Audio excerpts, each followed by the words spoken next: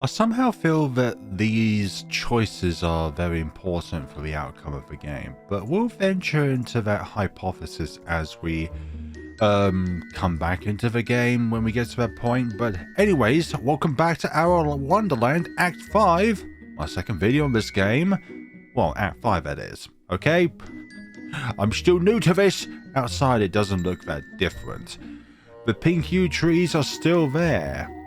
The softly curved path leading through them. There's one massive change though, well aside from the decrepit cottage, is the lack of rabbits. The tufts of grassy foliage on either side of the packed clay. But the sky. Something's not quite right with the sky. What do you mean by that? Green and grey and choked with a sickly veil of clouds. Yes, because clouds are not weird. And the whole place has an eerie sense of stillness to it. Or silence. Calm. Things are not moving. The kind that makes the hair on the back of my neck and arms stand up like porcupine quills. Wait a minute. Wasn't there supposed to be some kind of murder with a jolt? But memory slams its way to the forefront of my brain. And I twist towards Genzou, grabbing his collar and pulling it up on his toes. The rabbits! The who and the what now? The rabbits! Where are they? They'll be here any second and we're just standing here like something anyways. I begin furtively scanning our environs, seeking out any sign of movement or stray rabbit spear, ears keen and listening for stomps. But there's nothing. Maybe there is much more that is different in this time around. I blink, heartbeat, beating in my chest. The eerie calm continues. I don't like the silence, it offends me. Genzou brings his hand to my grip on his jacket, carefully extricating my fingers with only a slight touch of pink on his cheeks. Judging by the state of our childhood glad pad, I'd say that we're already here. He falls back down on his heels, then smooths down his front. Either way, though, not sure how much we'll be able to rely on our collective brain stains from here on out. Seems like a lot has changed down here. And none of it for the better, I'm guessing. Well, so far for our survival rate, aside from the crumbling cottage, I think our chances have increased. Momentarily. I bring a hand to my hair in semi-awkward acceptance. He's right. He's always right, goddammit. Don't you say that. Just because he's our G, Genzou, doesn't mean he's always right. Of course he's always right. No, he's not always right. I feel my racing heart start to slow and drop my hands with a sigh. Only for a sudden rustle in the nearby shrubs to send my heart leaping back up into my voice box. What is out there?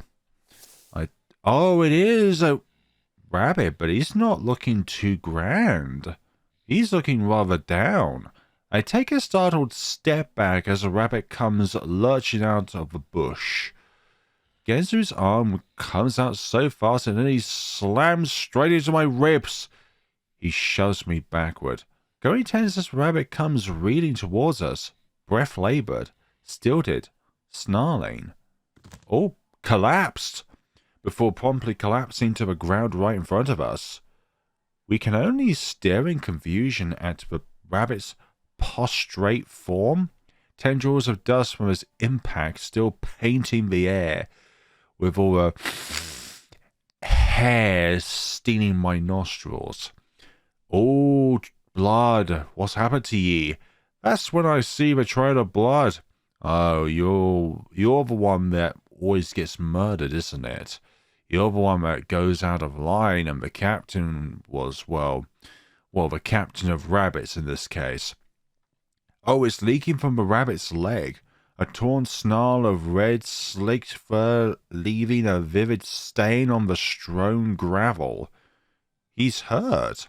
My head cocks almost instinctively, and I feel curiosity start tugging my feet forward. Don't you? The rabbit there may not be the only one. Ix! Genzou snapping his arm back against my gut, and none too soon either. Oop, because in the next second, a second rabbit leaps from the undergrowth. It lands atop the other rabbit with a blood-curdling shriek, digging its muzzle into the downed rabbit's neck with a scrouch. So yeah, there was more than one of them, as I predicted. Genzou takes a shocked step backwards, nearly sending me tripping over my feet. Whoop. Then we watch the massacre. No, actually, I shouldn't laugh. Look at these. Like, this picture really shows, like, the emotions of these characters. Not only are, like, the eyeballs and the eyebrows just, like, painting a picture that something horrendous is happening, but look at the different shades on Genzou. Like, there's light patches and there's dark patches in his skin, just showing the horrificness. And the same with Iggy, but it's just because of the skin tone, it's not near as obvious. But they also have, like, really small pupils as well, almost ghostly. Watch as the rabbit feeds on his companion. Goodness sakes, cannibalism! Faces pale, eyes widen, wobbling. There's something eerily visceral about the sight. You can say that again. The fleshy whip of skin and muscle, the squishy bob of meat red between molars. I feel my stomach flipping, growing nausea, and my hands reach instinctively towards Genzou's shoulders. I'm glad it's the shoulders. Fingers clawing the fabric. The rabbit suddenly stops. Oh God, did it notice us? Seems to realize he's been... Oh, for goodness sakes, why'd you just stand there watching? Then raises his head. Hello. Genzou and I both tense. There's something off about him. If you didn't notice by the fact that the rabbit is performing cannibalism, yeah, there's something off about him. Incredibly off. Just right at this point you noticed? Eyes skittish and wild, muscles jumping. Even his fur looks different, twists and coiled and of a sickly grey, almost as if the colour had been drained from the tufts. Oh gosh, he's a bit more of a werewolf than a rabbit. His head twitches, eyes narrowing, then widening.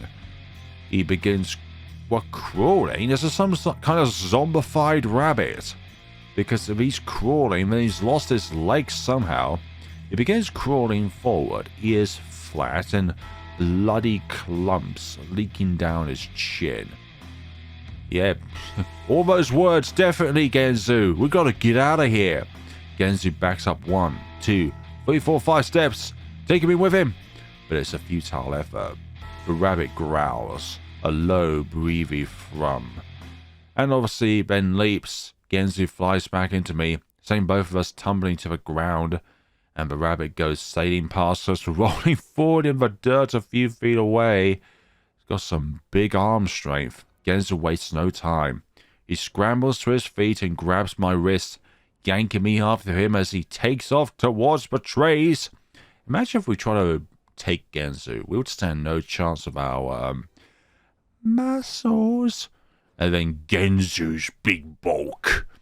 Run, run, run, run, run. If I was drunk, I kept reading that as rum. I don't have to be told twice or once even. I just know that I just need to go on autopilot. I go careening after him, feet pounding the ground in time with my galloping heart. Into the trees, past the trees, around bark and twig and brush, more trees. I hear the rabbit give chase, can hear his snarls as though right in my ear, the thump of his feet against stumps as he tears up the forest behind us. I gasp out of breath trying to focus on my legs, keep them moving forward, powering forward. As ahead of me, Genzou ducks and dodges through the wheezing landscape of pink. This is a familiar sight, the only one that is familiar so far. which is the pink forest as far as I remember.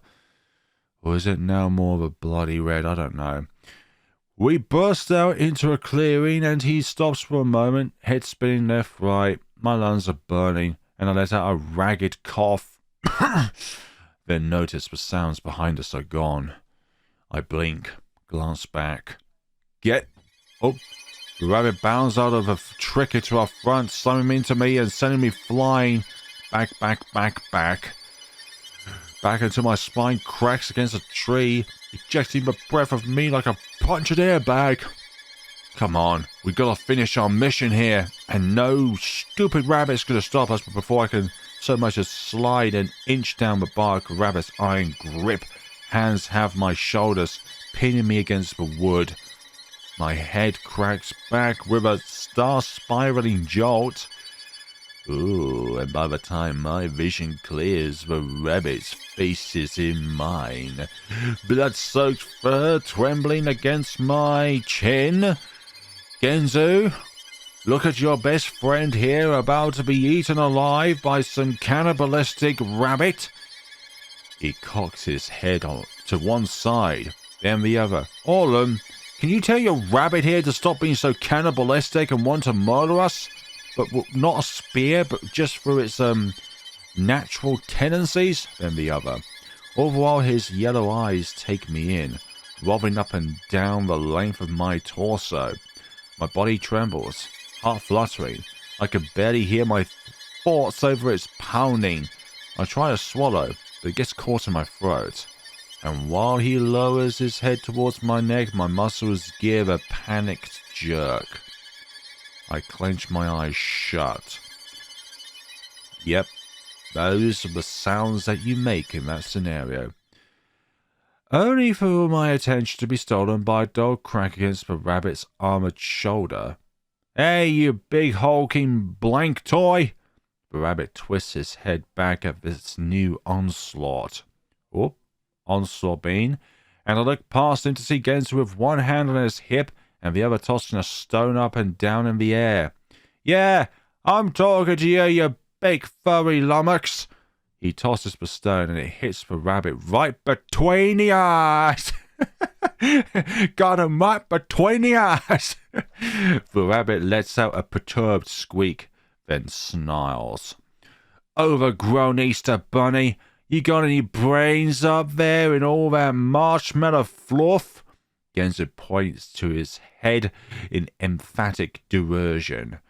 'Cause last time I checked, that whiny-ass twig you're about ready to chow down on's nothing but skin and bones, bud.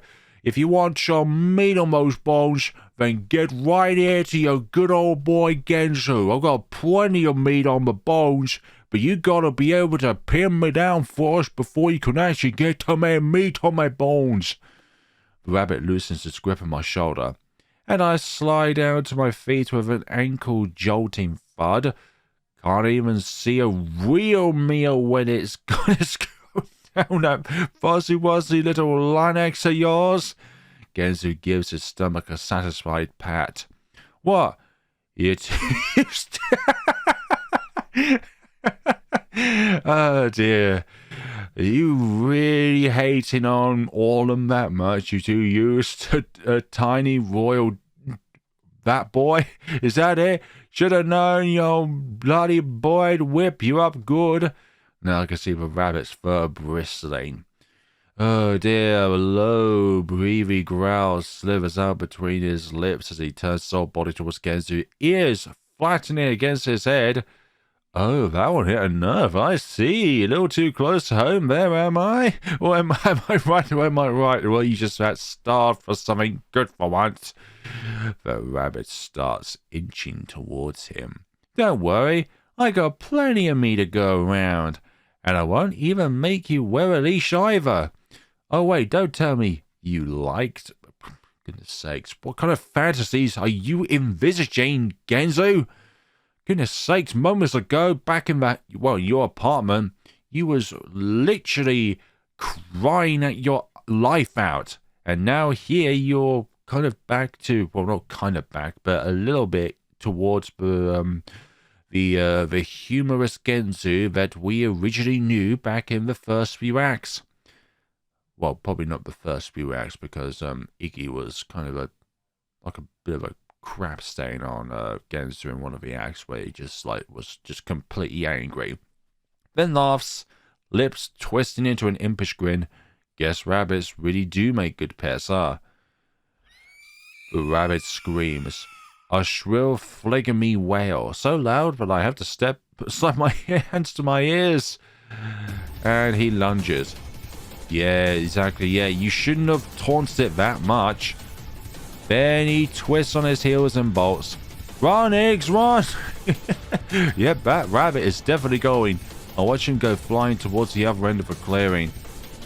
I begin my dash on instinct, feet stomping through the underbrush and steering me back towards the trees. Then I hear a tussle, a thud, a surprised grunt, and when I look back I see the rabbit perched on Genzou's form just beyond the line of trees. Of course, we're not going to just abandon our boy to the horrors of this rabbit. We're going to help Genzou. No. I stop in my tracks, stare at the sight. This has happened before. This has happened way too many times before. My hands go to the front of my shirt, clutching at the fabric, as my arms start shaking. Not again. Not again. Tears prick at the corner of my eyes. I can't do this without you, Gen. My feet move before I even realize what's happening. Then I'm running forward, dashing forward, sprinting straight towards the giant back of that elephantine rabbit. A throaty wail rips from my lungs as I fly. Then I leap straight onto that thing's distended back. I hit with an oomph. Then scramble.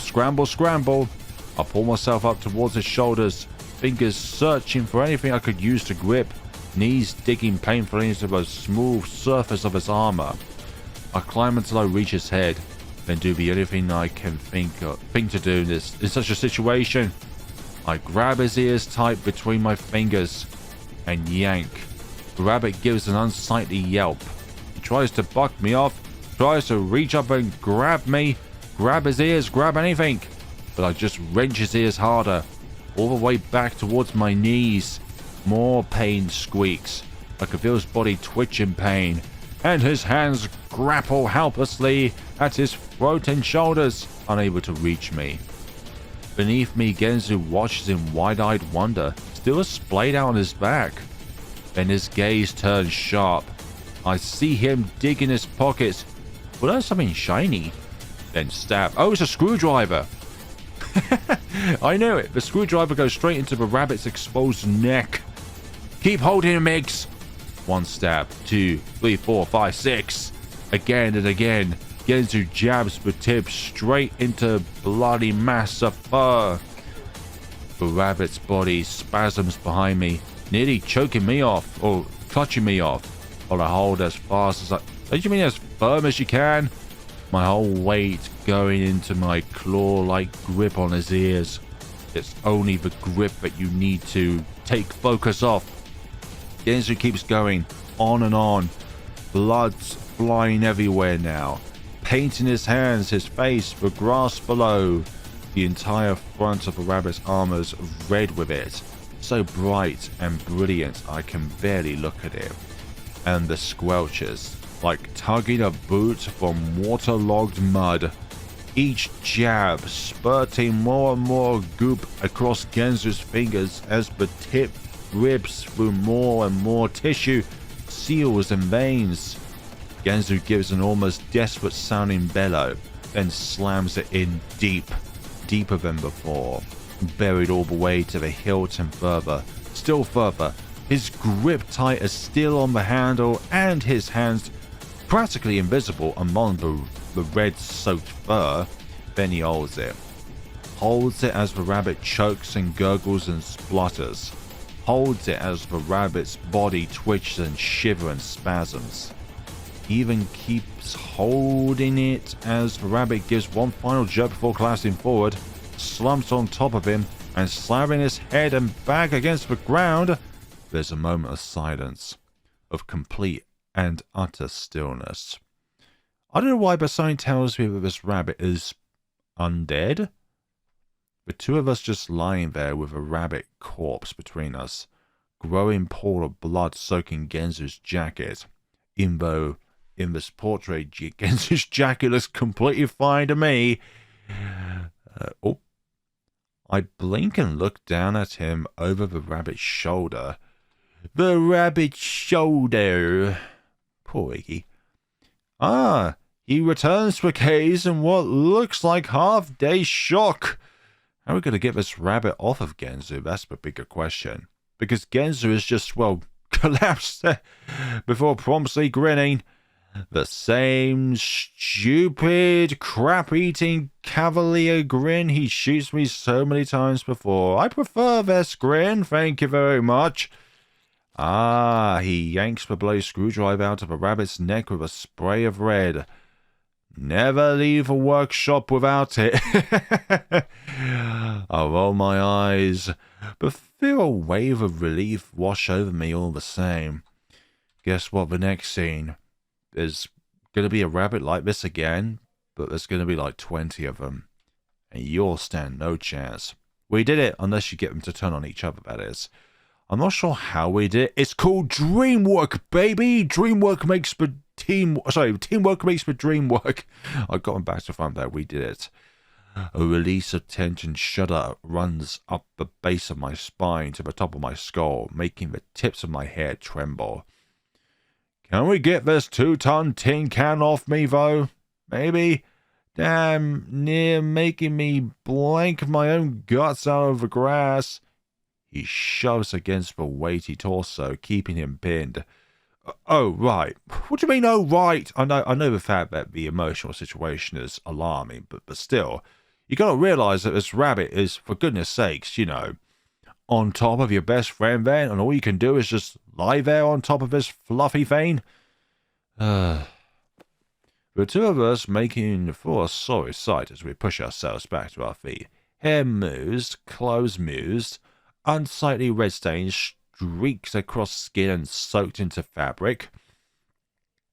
Ah, there's the blood I was looking for. Genzou scratches beneath his cap and looks around.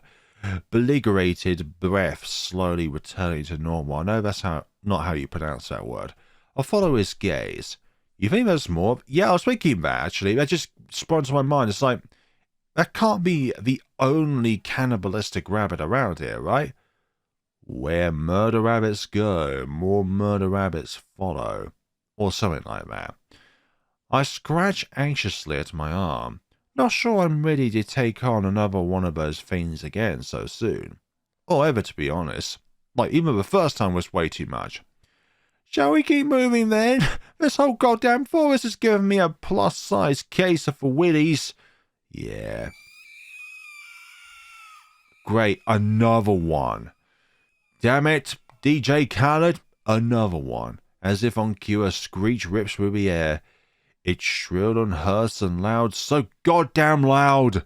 And when I shoot my gaze skyward, I see a whole puzzle of birds take off into the clouds. Sheesh! Genzou spins on his heels, face turning white. Another screech. And another one. And another one. From all around us now, with such force it feels like the very air is quivering. My head screams a bit. I bring my hands to my ears, eyes slamming shut. Make it stop! Make it stop! But it doesn't stop. And just when I realize I'm screaming with it, my arm is nearly jerked from its socket. My eyes pop open and through the hazy foam and moistness I see Genzou pulling me. I gasp, stumble, then attempt to fall in step behind him. His fingers clamped tight around my wrist. We're running again. Running as the very forest feels like it's opening up around us. The trees pass by in flashes of darkened pink. Darkened pink, you say? I try to keep my gaze focused straight ahead, on the sight of Genzou's hat, bright and vivid even through my panic. But I can still sense them around us. It's like the very forest itself is wanting to kill us. The cannibalistic rabbit was the start. Still see flashes of greyed fur through the surrounding darkness. They're all around us, whipping through the branches and brush to our either side. I suppress a shudder gasp and clench my eyes shut, wanting to focus to my aching legs. Just keep running. Just keep running. Just keep running. A gust of wind right next to me. Just keep running. Open my eyes just in time to see a rabbit come careening towards me. Great. Is it another one of these cannibalistic ones? But Genzou must have seen it first because he gives my wrist an extra forceful tug, yanking me a few steps forward and out of the way. Oh great, it is another cannibalistic one. The rabbit goes sailing behind me and back into the trees on our either side. God blank! Genzou shoots me a look of sheer panic, then back to the front just in time to dart left of an incoming crop of bushes. We burst out of them, which sends us flying out to the forest proper. I hope the ton has not changed. We tumble forward, nearly dropping to our knees atop the gravel path. Where? The river. We've reached the river. I can see it in my head as though it were yesterday, calm and serene as it reflects the golden hue of the sky. Cool as we'd wade into it to wash off the blood. Another screech from behind us cuts off my form. And then we're moving again, barreling down the path, river flowing beside us as we whip past tree after tree. That's when I spot it, up ahead. An all too familiar slab of pink. Genzou baton. That's the goal. Exactly. Yeah, exactly. Genzou remembers that baton's the good option. Just glad we got some context going on here. What? I squirk. Voice rushing about 2 octaves. Those rabbits won't touch it, remember? I'm pretty sure this cannibalistic one will. And I'm sure as rather take my chances with a goddamn eyeball from hell than an entire army of here comes Eater Cottontail. As if to emphasize this point, another ear-grating shriek cuts through the air. I'm not sure I can argue with him at this point, or if I'd want to, much as my paws clench at the thought of that hulking pink lump of meat. We reach the slimy appendage in question, just as doughy and vile as I remember it. I wonder what the rest of Orlem's ranks of rabbit army is like. It's probably divided between the loyals and the undead. It bisects the path like a giant slug. Genzou doesn't even pause. He lunges me forward before I have a chance to protest, then begins climbing up after me. Of course, I follow suit, the two of us clambering up and onto the porous surface as it buckles and weeps beneath us. Oh, great. Then I look back, turning just in time to see 3, 4, 5 rabbits break clear of the trees and come speeding down the path after us. Do all these rabbits have different cards on their armor? They all do? I think I'll watch.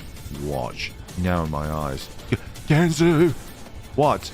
He pushes himself to his feet with a wobble. I throw a shaky finger in the direction we come. They're not stopping. No. The cycle has broken. Indeed, they haven't slowed a bit since emerging from the forest. In fact, they almost seem to be going faster. I'm sure Val Genzou turns to look. He just realizes what we said. He takes a step back, then in a voice so harsh I almost wouldn't recognize it for his. Iggy, run! We turn and book it. I take 2 steps across the buoyant surface before falling flat on my face. Genzou follows suit 2 steps later. I remember that 4 is a complete contrary to this because A, we didn't even encounter Baton, and B, we didn't even encounter any rabbits, let alone undead cannibalistic ones. But we somehow managed to keep crawling forward, putting ourselves forward, doing everything possible to keep moving. I like to move it. My lungs feel like to move it. But they are on fire. Arms and legs screaming at me. Very restrained, panic numbing my lips and turns. I chance a confused glance at the cliff face, expecting to see our old friend. But it's gone. No, not gone. What the... Excuse me, the eyeball? Eyeballs don't tend to look like that. Bits of gooey eye decorate the rock, like half solidified egg, white splattered against the wall. And within the mudded mass I can make out what looks like shredded bits of viscera and muscle. It's been ripped apart. Those rabbits! I choke back a gasp and also that and jerk my gaze forward. The tongue wobbles and ripples beneath us, and I realize with a start that the rabbits must have reached it. They're on top. They're coming. More shrieks, this time from the direction of the cliff. I throw a panicked gaze upwards to see more rabbit ears appear atop the cliff. Their owners growling and snarling and climbing down the rock like spiders. Where are they coming from? They're everywhere! Goodness sakes! I attempt a stumbling leap to get myself moving faster, but it sends me face first into the swollen mass of pink. Come on, Eggs! I am not watching you get eaten alive by homicidal rabbits! Genzou has reached the end. I see him roll off and back onto the solid ground with a little huff. Tears of frustration prickling my eyes. I will strain back into my arms. Must go faster. Must go faster. But this isn't enough for Genzou, who takes one look at me, one look at the rabbits, then properly grabs my arms and yanks me the rest of the way off the surface of the ton. We go flying, and though I attempt to stick my hands out, it doesn't help. I land hard on my chin in the dirt, bouncing and rolling a few feet away with subsequent cracks to my skull. Look, Ton, if it's any time for you to be active, now is the time with the rabbits on board you. Damn, sorry. Genzou is back on me in a flash, tugging at my collar in an attempt to get me up and moving. Come on. I can hear the panicked frustration in his voice. I'm trying. Wobble to my feet. A throbbing pain radiates out of my jaw to vibrate against my brain. And when I bring my hand to my chin, my fingers come away speckled with blood. The boat! We've got to get to the goddamn boat! The boat? My head is spinning now, vision hazy as I lumber off the Genzou's form. I see him gesture wildly ahead. That's when I see it. Ah, yes, of course! The boat! The boat! All at once, a boat that. An overwhelming sense of dread washes over my entire body. I wonder if the river is going to be against us. Memories of something horrible I can't quite explain, but definitely there and definitely tangible and definitely screaming loudly, quite loudly from the back of my brain. But Genzou, if we don't get on that goddamn boat, we're going to die. The sheer intensity of his voice is enough to stop me short. Enough to snap the cloud from my head. And I say nothing more, falling in a hurried step behind him as we go speeding towards the dock. Speeding. No speeding ticket for us. I can still hear the snarls behind us. They're still coming and gaining on us, most likely, but I don't dare look. Exactly. In a horror situation, you never look backwards. You only go forward. I don't allow myself to look anywhere besides Genzou's back. The better back to look at. Even as we alight the wooden stairs of the pier, and if there are any flowers who would like to tell us a joke, then you can shove them and make them rooted down onto the ground. Even as I spy the remnants of a once sprightly flower in my peripheral vision, its white petals laying in shredded disarray on the ground, even the flower is affected by this accursed reality. Get to the boat, get to the boat, get to the boat. There's no pedals on this boat. The boards on the dock shudder beneath my feet. They're here. Genzou! Jump, Eggs, jump! And I see Genzou go flying. He lands in the back of a boat with a rough tumble. The force of it sends the boat drifting away from the dock as intended. And I come to a skidding halt at the end of a pier, just watching as the gap between the boat and the planks go low. What do you mean you're not with Genzou? Genzou lurches to his feet, then looks up in horror. What the bloody hell are you doing? He clutches his fingers into his cap. It's too far. Ignatius Maxwell, you jump on the boat right goddamn now. I throw a glance behind me. 8, 9, 10 rabbits. Oh gosh, all of them eyeing on Iggy's flesh, barreling towards the dock, screaming down the pier. The air freezes in my lungs, and for a moment I forgot how to breathe, how to think. They'll be on me in a second. I turn back. Of course we're gonna goddamn... Oh. Iggy, this is not your choice. Would you please? Hey, this is a multiple choice scenario here. Genzou has his arms outstretched, his face a deathly shade of white. He's right. Goodness sakes, he's right. I gotta do it. I gotta do it or I'm dead.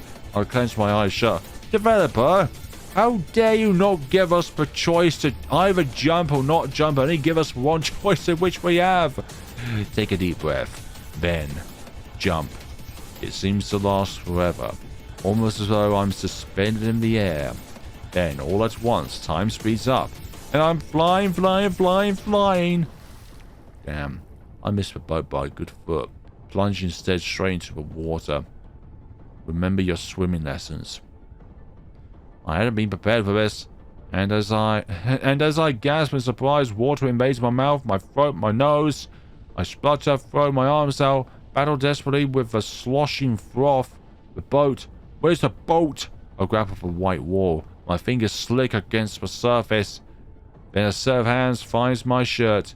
Genzou's fingers clench into the fabric as he tugs me up and out of the water. I emerge like a fish on a hook, still choking and clawing at him. But he somehow succeeds despite my panics flapping to drag me over the side and into the boat proper. We go down with a wet slap on the deck. It takes me a moment to stop flailing. Genzou just tugs me in close, his arms around my midsection and his heart beating a mile a minute through his jacket. I start to calm. Slower. My muscles relax, body going slack in his arms. And then I just sit there and breathe. God bloody damn it. I let the air whistle between my teeth with each breath. My arms and legs feel like jello, wet sloppy noodles lying inert on the floorboards. Genzou glances up at the receding dock. It's lined with rabbits now, all of them just standing there, hissing and snarling, the occasional shriek still biting the air. But we're safe, floating, sailing away. A sigh from behind me. Genzou looks skyward with an exasperated groan. If you could stop giving me a heart attack every 5 seconds, that would be great, thanks. I try to think of something witty to say in response. Hell, I try to think of anything to say in response, but my head's still too much of a jumble to form proper speech. So instead, I just let out a little bleh and stick out my tongue. Attractive, Genzou replies, but I can hear the smile in his voice. Is this river even going to be good for us, or is it going to be against us like the rabbits are? Calming music. Calm before the storm. Once we've gathered our wits somewhat, we clean ourselves up. It's chilly on the boat, though, particularly in my wet clothes. Well, it's better than potentially being mauled to death by the rabbits, okay? And I sit shivering atop one of the benches as we drift along until Genzou notices and gives me his jacket. Though perhaps gives isn't the right word given the way he forces on me despite my protest. I don't need the extra warmth, okay? I hear him grumble something about not letting me freeze to death. Hypothermia, though, is no joke here, Iggy's. As he yanks his hat down around my curls, and he has some inner padding that makes him more likely to survive winter than you do, Iggs. It's nice, though. Warm. And the shivers stop almost immediately as I curl up inside the padded fabric. I feel like a marshmallow. Aww. Genzou I'm surprised he's still got a functioning cigarette because of the fact of all of the watery activity. Aww. Oh, look at Iggy right there. Got the beanie and the jacket. God damn. He's also letting his hair out so he can dry his hair. I watch him in half interest as he lights up a cigarette, brings it to his lips. The sight sparks a memory in the back of my mind. Sitting here just like this, watching the smoke marble in the air, backdropped by a sea of pink trees. I don't know why the word sink just came to my mind. Maybe it's just sinking in that we're in a horrific situation. When I start, I mean, that happened a while ago. How many times have we done this now? Too many times to count. I blink just a bit too hard to turn away. Instead of burrowing my face inside the collar of Genzou's jacket. It smells like him.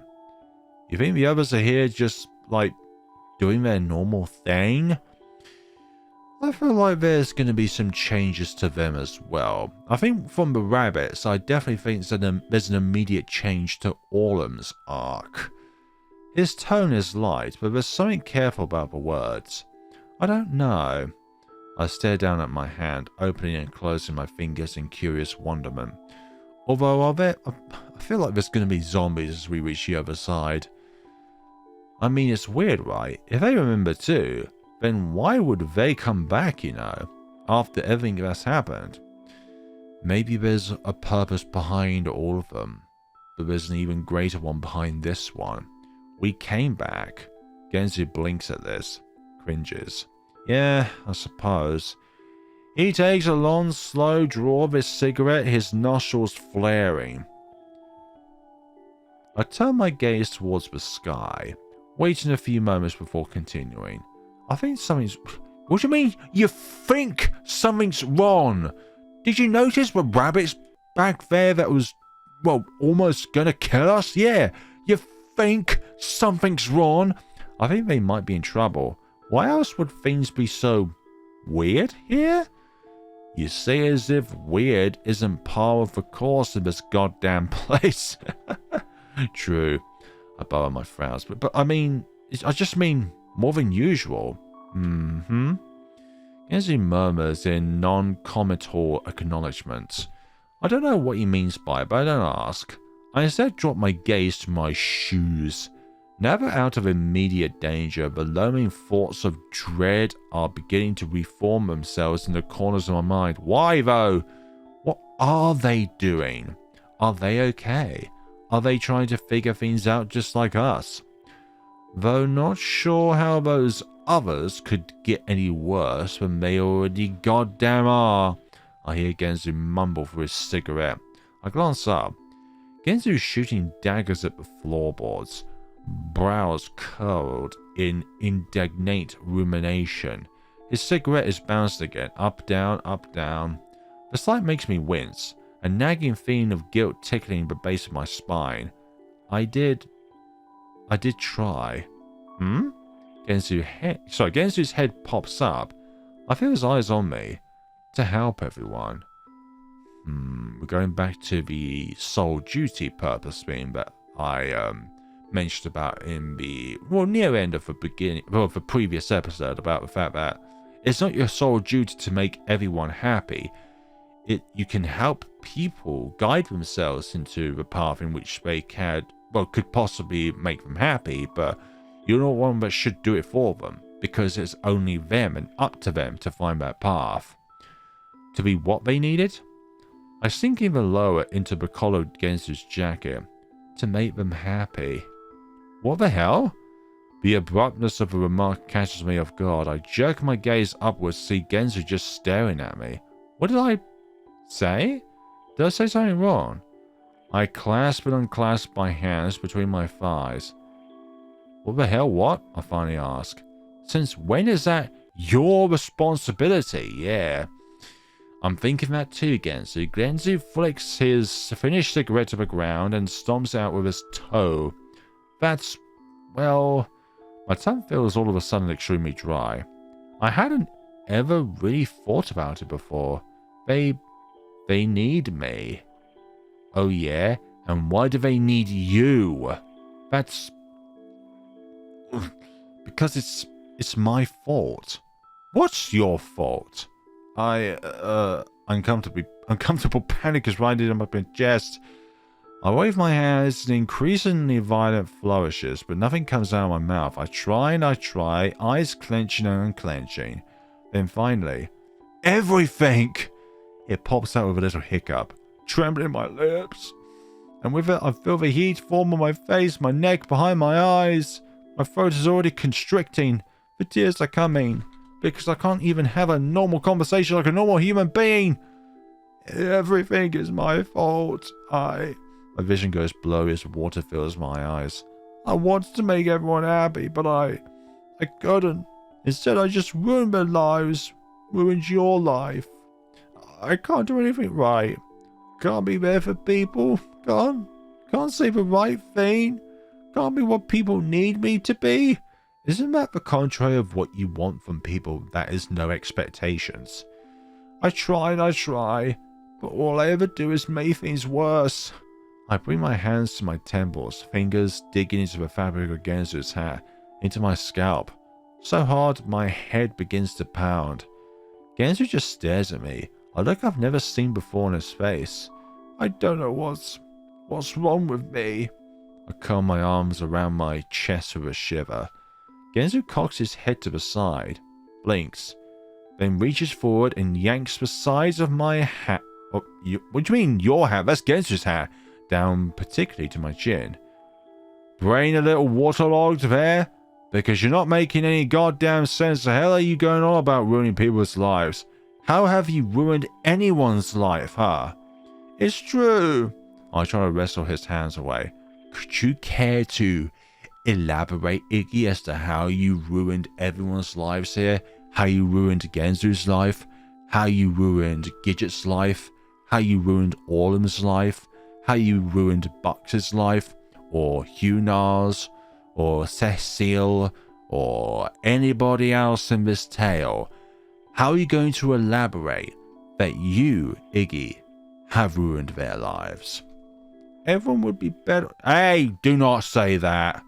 This must spark something in Genzou, because without missing a beat, he brings the palm of his hand straight across my jaw. I sit there in silence for a moment, stunned. And when Genzou speaks next, his voice is strained, trembling. Don't you say that! Do you hear me? His index finger comes out, quivering just in front of my nose. I grow small, so small, practically curling in on myself. Shame daples my cheeks. Are you goddamn listening to yourself, Iggs? Why would you say something like that? I'm shaking now. But when I look up next, the tears are running free down my cheeks. The accident. Accident? It was my fault. If you hadn't. Genzou's face goes blank, his jaw tight. And then I didn't. I abandoned you. I left you all alone. Your best friend. I let out a choked hiccup. I was just so scared and confused. I didn't know what to do. I see Genzou's lip twitch, tremble. He brings a hand to his hair, clenches his fingers in his curls, looks away, up at the sky, his eyes strained and his bottom lip clamped between his teeth. Iggs? His voice is low and hushed and crackles beneath his breath. Iggs, it's okay. I was scared too. I was scared most of high school, to be honest. Terrified, more like. A tiny smirk. Why else do you think I was so goddamn insufferable? He drops to a squat in front of me, knuckles curling atop my knees. But that's not your fault. None of what happened is your fault. It's no one's fault. Just a stupid little thing that happened. When I don't look up to meet his gaze, he pops my chin up with the side of his index finger. I look everywhere but his eyes. Ha! He's just aggressive. Neither one of us any idea what the hell's going on with ourselves. What do you expect? His goddamn smile is too contagious, and I find the corners of my mouth tugging upwards in spite of myself. Yeah. I guess. Eggs. We all make mistakes, yeah? Some admittedly bigger than others. But certainly nothing life-ruining, yeah? And it's sure as hell not your responsibility to fix anyone else's life. Not that you even could. They've all got to work their own stuff out for themselves. He points his finger at my chest, gives it a little tap. You're giving yourself a bit too much credit, maybe, eh? Ruining people's lives. You haven't ruined anyone's lives anymore. I'd ruined my past by how long it took me to accept that. Is that something that you should really bring forth if that is what you're truly feeling, Genzou? Then brings his hands to the side of my head, forcing me to look straight into his eyes. And you sure as hell haven't ruined my life, you hear me? So just get that goddamn thought out of your head. And I will put you back in the water and then bring you back up again until all of those thoughts have washed away into the water, and then pivot away into the rabbits, and those thoughts corrupt the rabbits so much that they just die. I hold his gaze for about 5 seconds before I have to turn away. It burns too much. Fortunately, Genzou doesn't force any longer. He rocks back on his heels with a little wobble, arms balanced on his knees. Damn. Things got all intense there for a sec, didn't they? Sorry about that. I shake my head softly. No, it's okay. You just... He squeezes his eyes shut, opens them. You mean a lot. To a lot of people. Exactly.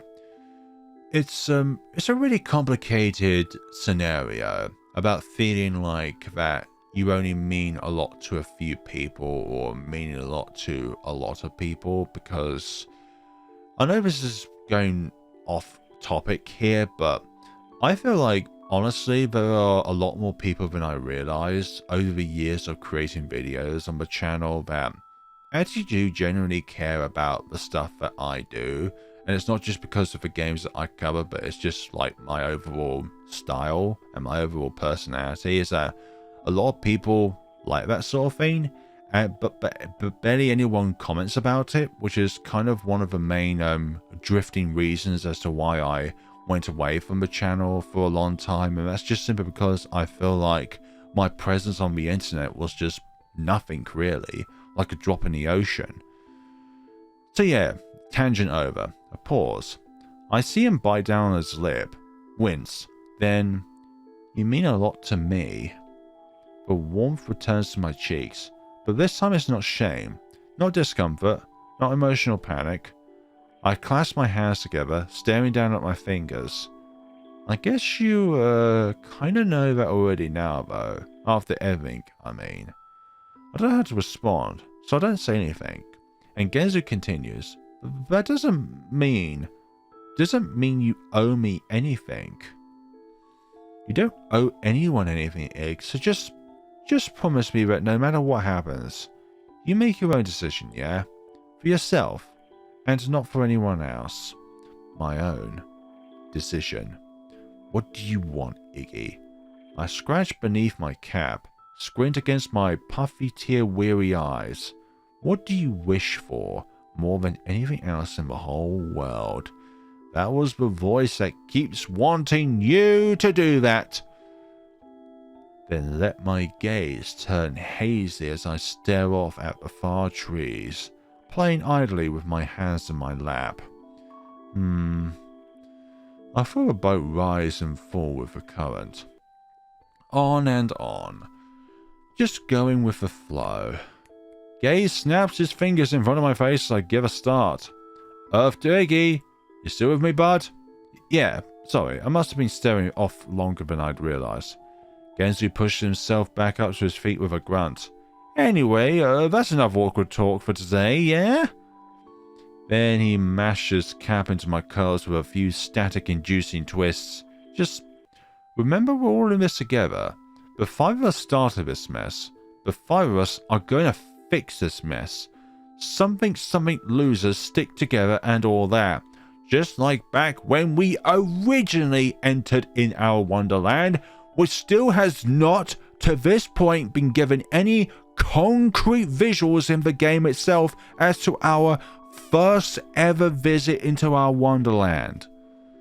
Maybe there's been snippets here and there throughout the game. I've forgotten if that is the case. Yeah. I swipe up my tear-strewn cheek with my palm. I'm not sure how much I can believe his words. As much as you want to. Or as much as you can. Or how much I can allow myself to believe.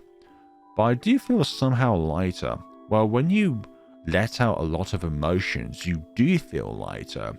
But also tireder. Like one of many giant padlocks holding me down had just come undone and dropped to the floor. Yep, that key is called Genzou. I watched Genzou stretch his arms over his head, then wander away towards the front of the boat. He paused to check out the helm, hands shifting it gently left and right, then left again. He looked so short next to the big wheel that I almost laughed. What do I want? I let my gaze soften, just staring at him. Maybe? Look away. I think what Iggy wants in his wish is one of the big mysteries in this game. Like the reason why you want to pursue it for so long, not just for characters, but to find out the mystery of this. Then simply let myself settle back down into the warm folds of his jacket, just breathing it in. My own cocoon. What the hell? His words snapped me back into attention. And when I did my gaze to him, I see him staring out across the water in front of a boat. What is it? Is something wrong with the water on my eyes? My goddamn eyes on the fritz again. Concerned, I trundled over, taking in our position with a quick glance at our surroundings. We're further along than I expected we'd be, and approaching all too familiar curve too. I found myself momentarily distracted by the lack of any signage on the shore, then flicked my gaze back to the water. Where? You don't see how goddamn dark it looks up there? I squint, gazing out across the choppy surface. I don't see anything at first. Then, oh, how about Mary Mother in Heaven, great galloping sassafras? Hell, I'll even take me with a wooden spoon. Genzou waves his arms in half-panic exasperation. The water is indeed darker. Not just darker. Black. Like oil spreading out across its surface. I lean over the railing to get a better look as we approach. That's definitely never happened before, right? Tell me that's never goddamn happened before. Maybe the consequences of us not looking on our first act of in the water scenario is coming back to bite us. Pretty sure not. We watch as the boat begins cutting its way through the black stain. Are we even sailing, or are we half sailing, half trying to sail? Nothing happens at first. It seems as much water as the surrounding river. Then I notice the boat slowly, ever so slightly, as though requiring more effort to continue its forward momentum. It's getting darker now. Darker and thicker. Slapping against the sides of the boat as we push our way through. Oh gosh, what's within these waters? Oh, don't tell me there's rabbits as well. And the smell. I can't quite place it. Like copper? Oh my god, is that blood? Or rust? But with a slightly burning afterwhirth. It gets more and more overpowering the further we sail, to the point that I have to cover my nose. I'm still laughing at that. It's like the fact we get a multiple choice question again. It's like, no, you don't get a choice. You're just gonna jump for it. I'm getting a little goddamn concerned here. Genzou leans down, his index finger stretched towards the goopy lick. I wouldn't touch the goopy liquid if I were you. No, don't! The words come out of my mouth as if on instinct, and I lurch forward to slap his hand away. What the... But he doesn't finish his expletive, because now we're both staring down at the bottom of a boat. The point of contact between the wood and the water. It's sizzling. Yeah, I think we're kind of sinking. Genzou's face goes grey, and I back up from the edge in 1, 2, 3 giant steps, my hands to my mouth. The burning smell is stronger now, much stronger. Little wisps of smoke drift up and over the railing. What is this stuff? Acid? Genzou rubs at his forehead, harder and harder. So when I said at the beginning of the episode that our chance of survival have increased, yeah, what's going on here? I feel like, well, our life is always on the line here. The boat gives a shudder jerk that nearly sends both of us to the deck. And I throw an anxious glance back at the water wheel currently chugging behind us. Thick, heavy globs of black muck are dripping off its slats, and foamy chunks of wood are already starting to crumble and fall, almost like cookie bits left in milk too long. The entire wheel is slowly becoming engulfed in increasingly turbulent cores of white steam. Genzou? The boat continues to get slower and slower, and the steam is everywhere now, curling and twisting on every side of the boat, some of it even drifting up through the gaps in the wood beneath our feet. Another shudder. A huge chunk of the wheel collapses in and of itself, followed up by groan as the entire left half begins tilting inward. Then the boat comes to a complete and undeniable stop. I feel tendrils of panic begin creeping up beneath my collar. We stopped! We stopped! Hey, we got this. We'll figure something out. Yeah? Genzou starts towards the other side of the boat. I see him eyeing our proximity to the shore. But there's no way. We're too far. Walking through that much of this stuff would be a death wish. Genzou starts pounding his fist against the railing in thought, mumbling something beneath his breath. Another shudder. But this one feels different. Less of a slowly crumbling to death shudder and more of a something just hit the boat shudder. I twist on my heels, glancing around, gaze flicking from one side of the boat to the next. In the midst of this peruse, I notice where we are. The forest to our left has given way to a wide expanse of cleared land, within a strange yellow hillock covered in what appears to be slowly smoking trash. My gut twists to discomfort, a slowly squirming spiral of dread working its way up my spine. Wait a minute, are there hands there? Coming out? Like coming near the very bottom right here, where it sticks out the most? Is that a hand? The boat creaks, groans. I let my gaze drop to the floorboards, head cocking to the side as I watch the steam sneak its way up through the gaps. What? Oh gosh, that's when a violent crack rips through the bottom of the boat. Uh-oh, and a massive black tentacle bursts through the wood.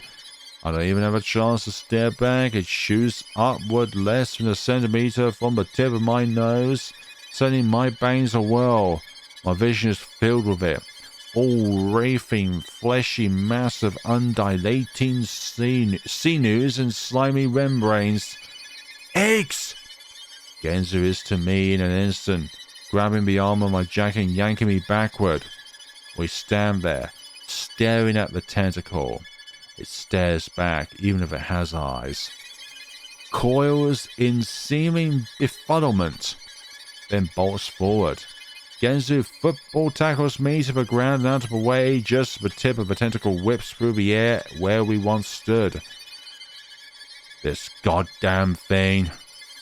Genzou's burrows are furrowed so low I can barely see his eyes. Can we not get a single goddamn break? He leaps back to his feet and charges at the thing. It's hard to explain exactly what occurs next. 1 second, Genzou is running at it. The next, he's leapt straight on top of it, pinning it to the ground and wrestling with the flailing head. He twists it beneath his hands as though strangling a snake, which seems to stop it for a moment. Then he jumps to his feet and brings his shoes down hard on the limp appendage. 1 stomp. 2. His foot descends in boat-rattling heaves that send the tentacle reefing in. It licks one gooey squelch after another. After 5 or 6 of the resounding thumps, the tentacle stops moving, lying inert in a growling puddle of mysterious wetness. But surely this tentacle is not the only thing, though, of this creature.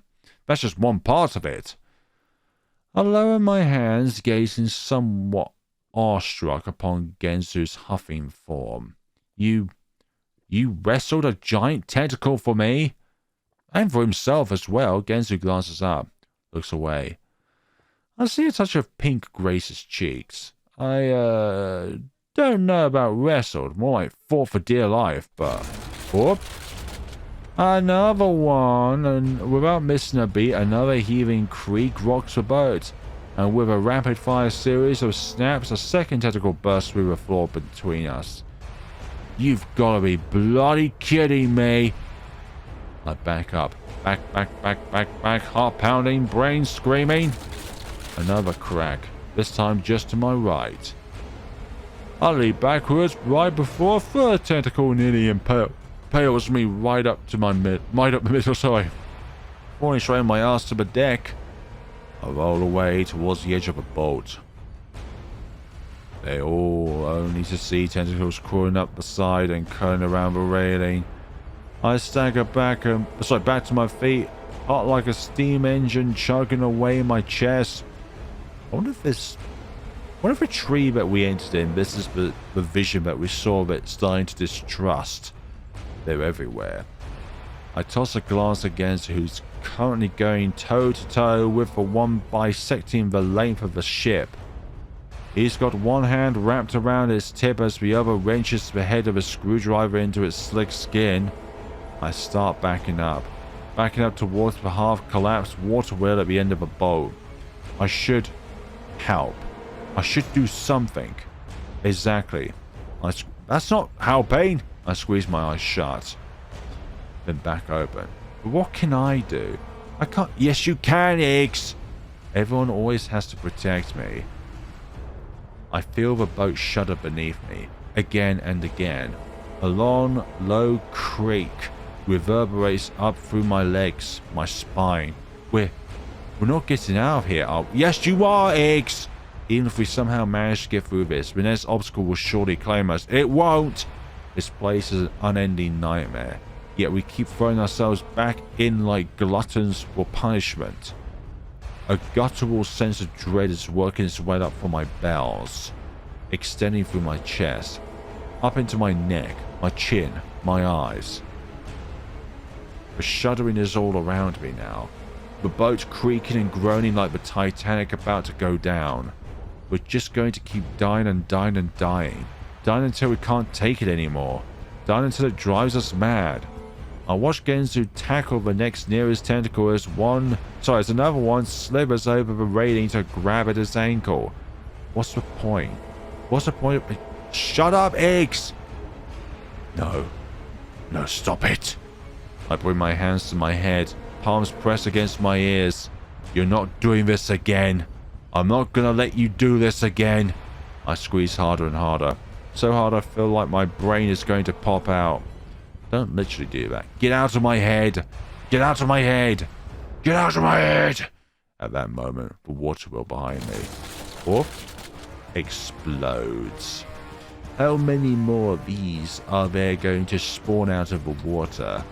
Crackling, tearing the whole goddamn back of a boat, erupting its bits of chipped, scrapped wood that shoots upwards like a fountain of debris. Then the tentacles follow. 8, 9, 10, so many of them, like one giant mass emerging from the watery depths. And as they rise, the boat tips backwards, tilting with a horrific grin, sending Genzou and I slipping and sliding on the inclined surface. I lose my balance and go flying into the half-collapsed overhang of the boat as Genzou latches onto one of the benches. Then I can only stare at it.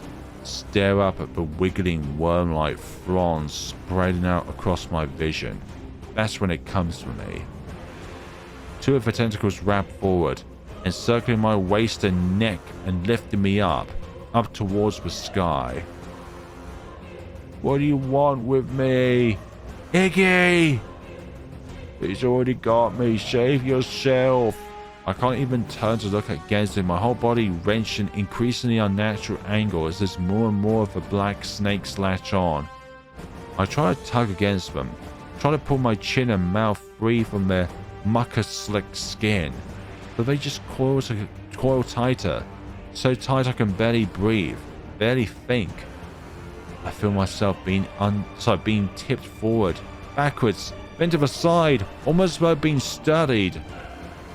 And I groan in discomfort as I feel the sticky wetness drip in heaping globbles down my skin. I wonder if this is like another form of the eye that we saw earlier. Like, the eye we saw earlier was dead, but this could be like its eviler form. I close my eyes, open them, and glance towards the far shore, the shore with a yellow hillock. That's where I see it, standing there, completely innocuous, just staring up at me. No. I try to turn my eyes away, but I can't. No. Panic clenches around my heart as my body goes cold, but I still can't look away. My eyes are glued to it. It has me. It cocks its head to the side, then changes. I don't know how to explain it. What is it? What even is it that you're looking at? Only that its body seems to open up all at once. 100,000 layers of 100,000 emptinesses of 100,000 universes, and all of that enters my head, enters my mind, enters my synapses. What the hell are you even seeing there, Iggy? A minute. Was that a cry? And everything goes dark. Was that a say-die cry there? Like, the only thing we could have done there is stare at it. It's white. All around me it's white. Where am I? Are we dead? What am I? I can't see myself. Can't feel myself. Am I floating? I can't even tell. Moving my body provides no sensory response. It's bright though. So goddamn bright. And I want to close my eyes to block it out, but I can't. Can't shut it off. Can't look away. It's all around me. A part of me. I am nothing. I pause for a moment. Pause in my thoughts. But I can't tell if it's a moment or 500 moments. From one empty thought to the next. I don't want to be here. I'm so alone. Nothing but me in this endless world of white. When will it end? It can't end. I'm not even here. I'm just a formless gathering of nerves. The feeling when you hit your elbow. Tingly. I just want to go home. I want to exist again. For someone to look at me, smile at me, to tell me I'm okay. Why? So much why. That's when I feel it. A touch? I can feel it on my non-existent arm. Is it real? If I'm not real, how could it be real? But when I focus on it, I feel grounded. Maybe I am real. I reach out. Yes, there's my hand. I can see it. I swear I can see it. I reach out, searching, groping, wanting that touch, needing that touch. Don't leave me. Don't leave me here all alone. I just want to belong. Fingers. Genzou's fingers! I feel them in mine. They're curling around my hand now. A non-existent smile forms on my non-existent face. I could cry from it. Cry from that touch. Take me back. Take me back. Take me back! Take me back! Take me back! Take me... Oh, it's Genzou. I gasp and my eyes snap open. Genzou's looking down at me. Over me. Where am I? Lying somewhere? Lying where? What happened? What's going on? My face must look like a ghost's. Eyes wide and blinking. Lips trembling as I take in breaths I feel as though I haven't taken in hours. But above me, Genzou's face is soft and relieved and filled with something I can't quite place. A pained tiredness. Damn. Didn't think that'd actually work. He muttered so softly I almost didn't hear him. What do you mean, what You didn't think what worked. Maybe I am good for something after all. Hey, now. Then again, there is a warm smile on Genzou. The faintest, tiniest little smile. Then his eyes flutter closed and he collapses. Where are we? He lands half on my shoulder and half on the ground, a limp sack of potatoes pinning my right side against the dirt. Then he just lies there, motionless. It takes me a second to find my thoughts. My mind races to piece together the current situation, but there's nothing to explain it, nothing to connect the dots. I throw a shaky glance at Genzou, but he appears to be out cold. Sheesh! I push myself up with a wince. My body strangely stiff, and Genzou rolls off to the side. Genzou? Now I'm the one over him. I glance his shoulder, shake, gently slap his cheek. Genzou! But he's unresponsive. Features lax. Sweaty bangs cling to his forehead. Anxiety bubbles up in my belly to pop in my lungs. He's not dead, is he? He can't be dead. No, he's just sleeping. I lean forward, almost too scared at what I'll discover, and hold my ear near his lips. No, he's breathing. Thank goodness sakes! But then what? When I sit back up, I see it. His legs. His pants are shredded and torn, and the skin visible through the thread-bore holes is pink, splotchy. White chalky burns oppose gooey red blemishes in a nausea-eating checkerboard of acid-streaked abrasions. Did he swim all the way through that with you?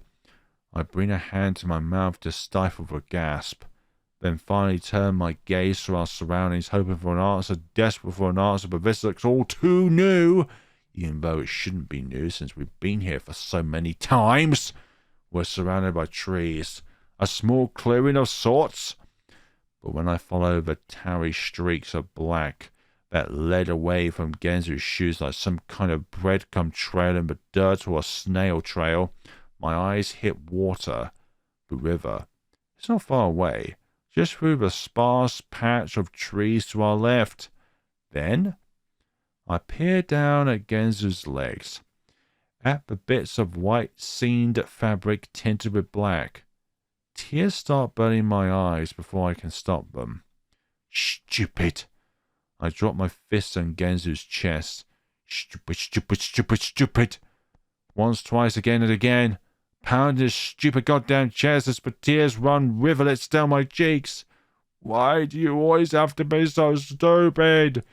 I pound until the energy fades and my arms and shoulders sag and my body slumps inward. But I do have a question for you, Iggs. What exactly did you see in the sky?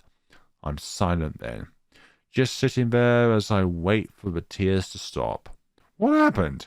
I can't remember a thing. Not even vague images. Just white. Complete and utter white. I let out a shuddered breath, then blink back the watery veil. I have to stay calm. Have to stay focused. Genzou needs someone to take care of him. Needs me to take care of him. I yank his hat off my head and place it carefully beneath his, wiping his hair back and out of his face. Then shrug his jacket off and drape it across his front like a blanket. That'll help? I wince. Then bring my hands to my newly exposed arms. I'm not sure if it's just the sudden loss of warmth or if it's actually that cold, but I feel myself shiver slightly. It's getting chilly. And dark, too. When does it ever become dark in this Wonderland? Oh, yeah, we did try and sleep once. And it did get dark in Gidget's little part of Wonderland. I glance up through the leafy veil above our heads. The sky is starting to dim. It'll be dark soon. Damn. The thought of being all alone in the cold, dark woods is definitely not appealing. Hey, at least you got Genzou, though. And not good for Genzou either. He could get sick or worse. I pound the heel of my hand against my forehead, thinking. Ah, a moment of enlightenment striking me. I dig my hand into the pocket of Genzou's coat, fingers curling around his lighter. I will make fire. Yes, I can do this. I can solve something. I can make things right for once. I push myself to my feet with a little wobble, tuck the lighter into my back pocket, then get to work. I've got a fire to make. Just don't attract any were-rabbits along your way with that fire. We do indeed have a fire. 15 minutes later, and I've got a good-sized pile of twigs and leaves sheltered beneath a assemblage of sticks. From there, it doesn't take too long to get the fire going. It starts out small, and I try to strategically place some of the twigs and sticks to get more and more pieces smoking. But soon I've got a somewhat impressive flame going. One even my dad would have been proud of, or something. Once I've dragged Genzou as close to it as feels safe, I sit down myself, tucking my knees up towards my chest with a sigh. My body feels... Does it feel heavy? Oh, exhausted. Yeah, okay. Now that I don't have any more pressing tasks to attend to, I try again to remember what happened, digging into the dark recesses of my mind. But there's still nothing. Not a single image, flash, sound, smell, vague hint at what happened after I blacked out. Not blacked out. Whited out. Is that even a thing? Yeah, you simultaneously blacked out while seeing just flashes of white. I rub my eyes so hard dizzy coloured dots dance across my vision. You don't want that, then simply stare into the fire. It flickers and shimmies across the black expanse of the surrounding woods. An orange dancer in the dark. The heat is welcome. A heavy chill has settled down on top of the trees with the loss of the sun, but the fire's warmth glow nestles against my skin like my grandma's old quilt. I'm instantly taken back to my parents' living room. Winter, snow, the fireplace. Lying curled up in front of it and just watching the flames for hours. The heat would snip and snap at my cheeks. I'd be sitting too close, but I wouldn't care. I'd stay until my cheeks turned as rosy as the barboos on the nearby tree. I rest my chin on my knees, the denim rough against my skin. I suddenly wish I could turn back time. I think a lot of us in some ways would like to turn back time and do things a little bit differently, either for our own successes or to prevent catastrophes along the way. But if we did that, then you would have to question yourself as to, like, is that really the best thing that could be for you? Because the events that you've had, both good and bad, have shaped you into the person that you are today. Not to the start of the loop, but to before, long before things had gotten so warped, complicated, another word, just not quite as complicated. I pause, follow my brows. Complicated. No, things have always been complicated. We just hadn't known it at the time. Had we? We had known a lot of things. Genzou gives a little moan next to me, and I snap out of my thoughts, throw him a worried glance. His face looks strained, features grey and taut. And when I crawl over to feel his forehead, my fingers grow warm at the touch. Goodness sakes. I lean back into a squat, chin buried between my knees, and just stare at him. Blank, blank, blank, blank. What am I supposed to do? I feel so utterly useless. What do you mean you got the fire going? Is he warm enough? I can see him shivering. He needs to stay warm, goddammit. I bump my forehead against my kneecap again and again. Why can't you just wake up and tell me what to do? You always know what to do. Come on now, Iggy. You know some things. No, use your own body heat. You need your own shirt, goddammit. Use your own body heat. I close my eyes, press my lips together, then raise my head with a look of determination. I'm not letting you goddamn die. Fingers shaking with something that's not quite fair and not quite not. I crawl over to his other side, then gently, ever so gently, slide beneath his jacket to join him. Ah, it's warm next to him. That's strangely wholesome in a way, but lovely wholesome. It's warm next to him. and I bring my arm across his chest, face burrowed into his shoulder. Don't die. You can't die.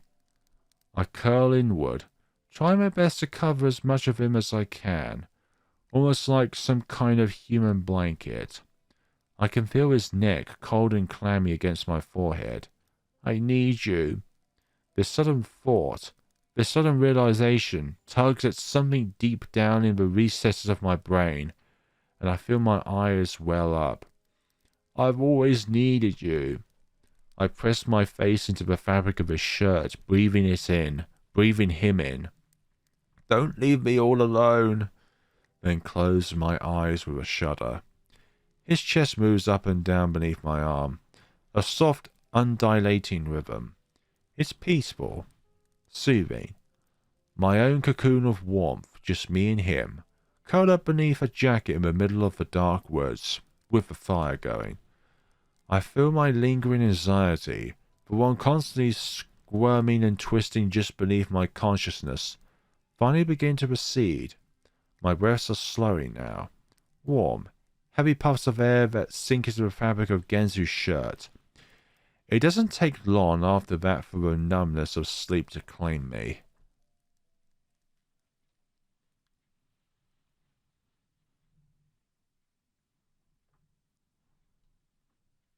Are we dreaming? I'm awoken to the feeling of someone on my nose. An itchy, scratchy dingle dancing atop the skin. I scrunch up my face, furrow my brows, and when that doesn't relieve me of a vexing sensation, I pop a hand up to dash it away. A bug or some sort? Oh, a bug, but that's enough to rust me from my stiff back stupor. I blink and open my eyes, allowing the light to filter in, the collar of Genzou's coat is pressed up against my cheek, and below me, the tickle of wet grass dashes against my forearms. I groan and push myself up to a seat. Everything is a blurry haze, nebulous blobs of dark on light, and no matter how I rub my eyes, I can't bring them into focus. And there's Genzou. Oh, did you remove our glasses? No way, I think we just tossed them to the side, didn't we? I give a little jump as the dark blob a short distance in front of me leans forward.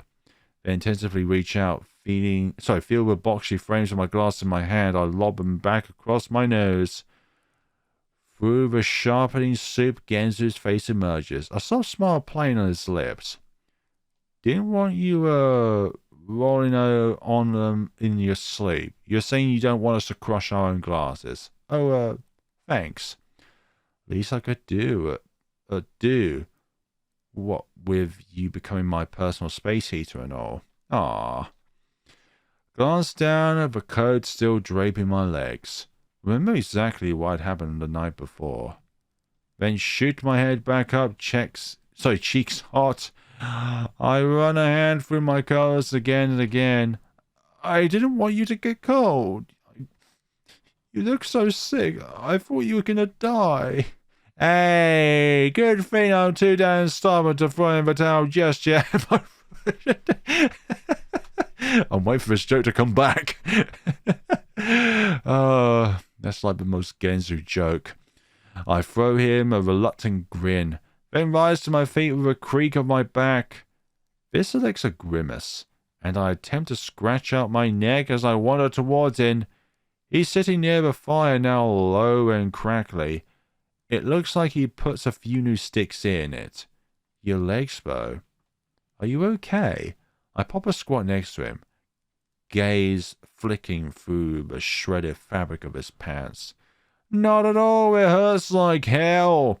He laughs and pokes at one of the blackened sticks smouldering in the flames.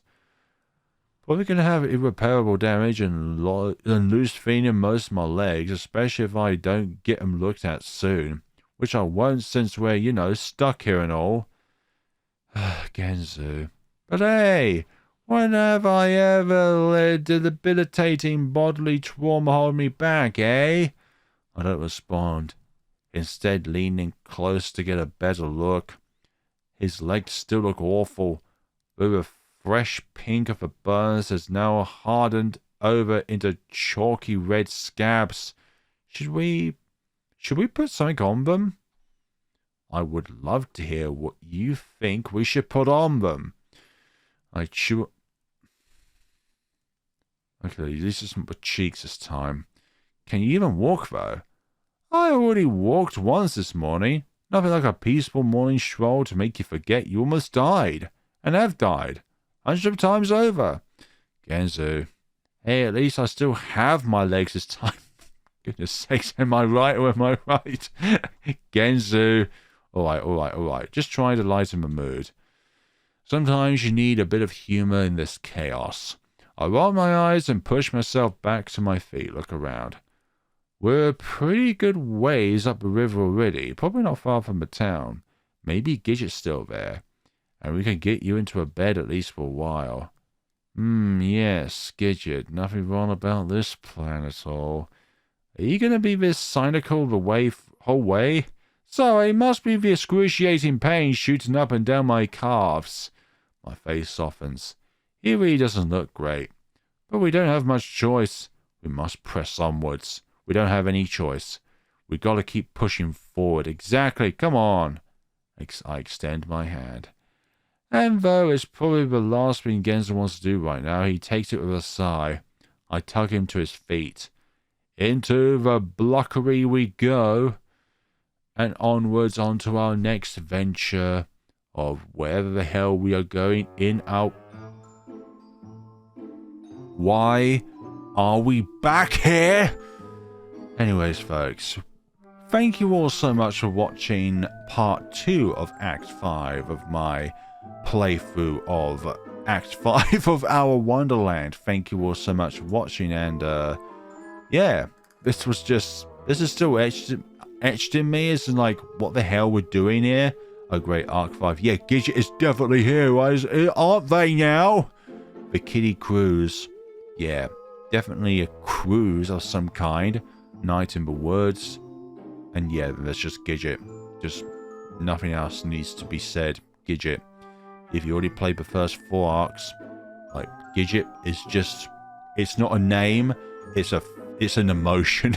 Thank you so much for watching, and let me know what you thought of this act so far down in the comment sections below. Thank you so much for watching, and thank you for putting up with my my occasional off-topic rants here and there. Cheers to everyone, and take care of yourselves.